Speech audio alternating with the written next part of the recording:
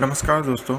जैसा कि वीडियो का कैप्शन देख के आप समझ ही गए होंगे कि आज हम लोग उन हज़ार यूएस का कंपनीज़ के बारे में बात करने वाले हैं जिनके बारे में कहा जा रहा है वो चाइना से एग्ज़िट करने का प्लान कर रही हैं।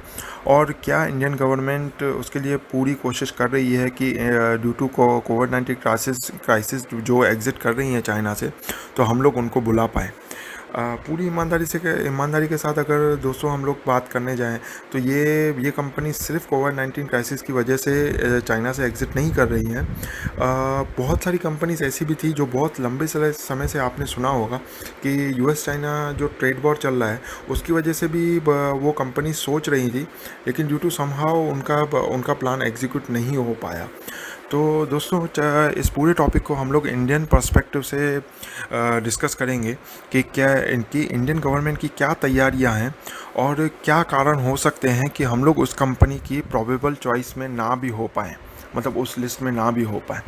तो चलिए दोस्तों शुरू करते हैं इस पूरे टॉपिक को डिस्कस करना और देखते हैं कि हम लोग कहाँ कितने हद तक कौन सी पोजीशन में इस लिस्ट में आ सकते हैं। तो सबसे पहले हम लोग बात करेंगे कि गवर्नमेंट की क्या प्रिपरेशन है जिससे वो कंपनीज इंडिया को अपना डेस्टिनेशन बनाएं। तो दोस्तों जैसा कि आपने रिसेंटली सुना होगा कि इंडियन गवर्नमेंट ने ऑलरेडी थ्रू आउट इंडिया में अलग अलग जगह पे ऐसे लैंड अलोकेशन का प्रोसीजर ऑलरेडी शुरू कर दिया है। क्योंकि आपने देखा होगा पास्ट में जब भी कंपनीज को अपने यहाँ पे कुछ भी ओपन करना हो तो लैंड अलॉटमेंट एक बहुत बड़ा इशू बन जाता है। तो इसकी वजह से इंडियन गवर्नमेंट ने पहले से ही इसके इस डायरेक्शन में कदम उठाने शुरू कर दिए हैं। और ऑलमोस्ट जैसा कहा जा रहा है कि twice the size of the Luxembourg country, मतलब लग्जमबर्ग एक कंट्री है जो वेस्टर्न यूरोप में आती है, उसके डबल साइज़ की land allotment through out India में वो ऑलरेडी गवर्नमेंट प्लान कर रही है।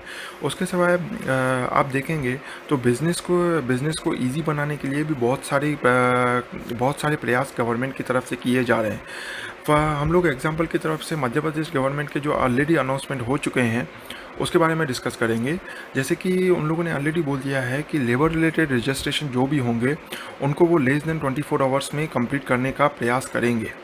उसके सिवाय जो लाइसेंस रिन्यूअल है वो पहले हर एवरी ईयर उनको करना पड़ता था कंपनीज़ को, जो कि वो लोग ऑलरेडी उस पर काम कर रहे हैं कि एवरी 10 ईयर्स में हो सके। उसके सिवाय आप देखेंगे इन एडिशन टू दैट कि वो लोग ऐसा भी ट्राई कर रहे हैं कि जो भी पूरा प्रोसीजर हो ये कंपनीज़ के रजिस्ट्रेशन का, लेबर रिलेटेड बाकी सब कुछ वो ऑनलाइन हो, जिसकी वजह से कंपनीज़ को ये फ़ायदा होगा कि कोई भी रिप्रेजेंटेटिव को to and fro office government to self office to and fro नहीं होना पड़ेगा। तो ये तो गवर्नमेंट के प्रयास है ही हैं। उसके सिवाय एक और अच्छी चीज़ है, लास्ट 5-6 साल से आप देखेंगे तो कंटिन्यूसली वर्ल्ड बैंक की एनुअल रेटिंग में ease of doing business India काफ़ी हद तक इम्प्रूवमेंट किए जा रहा है।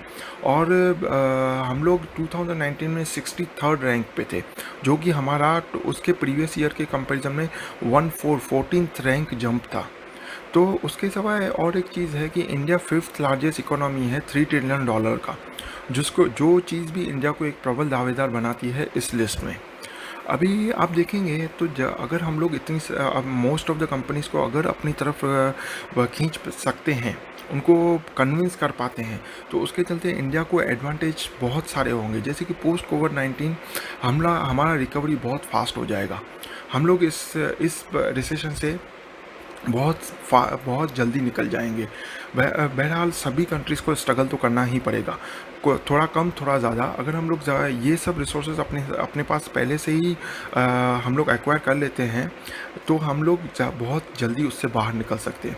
उसके सिवाय ऐसा अप्रॉक्सीमेटली फिगर जो आ रहा है, ये कंपनीज़ को अगर हम लोग मोस्टली अट्रैक्ट कर पाते हैं तो 25 लाख करोड़ का इन्वेस्टमेंट इंडिया में आएगा, जो कि रियली कोई भी कंट्री के लिए एक ह्यूज अमाउंट है। और आप इससे भी सोच सकते हैं कि यूएस, ऑस्ट्रेलिया, जापान सभी ने अपनी कंपनीज़ को वहाँ से एग्ज़िट करने के लिए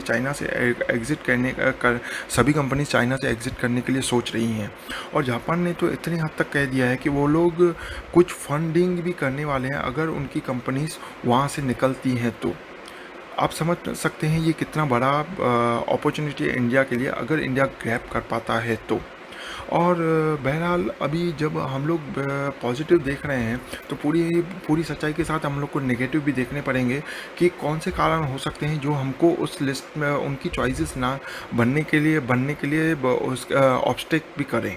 तो ऑब्स्टेकल्स उसमें ये हैं कि आप देखेंगे तो असेंबलिंग सेंटर मूव करना कोई भी कंपनी के लिए कंपेरेटिवली ईजी होता है मैन्युफैक्चरिंग हब मूव करने से।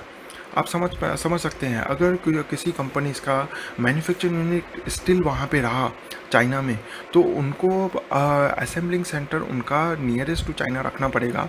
फॉर एग्जांपल रिसेंटली वियतनाम का नाम बहुत ही रिसेंट जो डिस्कशन में आ रहा है, तो आप देखेंगे तो चाइना और वियतनाम बहुत ही नियरर हैं as compare to the India, क्योंकि इंडिया में जाने के लिए चाइना में से कोई भी कंपनीज को अगर उनको अपना मैन्युफैक्चरिंग जो जो गुड्स है वहाँ से असेंबलिंग के लिए भेजना है तो इंडिया आने के लिए उनको स्ट्रेट ऑफ मलक्का को क्रॉस करना पड़ेगा, जो कि रूट को बहुत ही लेंदी बनाता है। तो ये भी एक रीज़न है। और कंपेरेटिव इंफ्रास्ट्रक्चर बहुत सारी कंट्रीज़ के कंपैरिजन में हम लोग उस लेवल पे नहीं हैं। तो ये बहरहाल ये सब रीज़न्स हैं जो हमको उस प्रोबेबल चॉइस लिस्ट में आने से रोक भी सकते हैं। तो हम लोगों को उस पे तो धीरे धीरे इम्प्रूवमेंट करना ही पड़ेगा, लेकिन फ़िलहाल जो भी हम लोग कोशिश कर पाएँ उन सब कंपनीज़ को अट्रैक्ट करने के लिए हमारी कंट्रीज़ में, तो हमारे लिए बहुत ही एडवांटेजेस होगा। तो दोस्तों इसी नोट पे मैं ये डिस्कशन कंप्लीट करता हूँ। और आप आशा करता हूँ कि आप खुश रहें और stay safe and follow the rules of the lockdown. और please don't forget to share, comment and subscribe to my channel.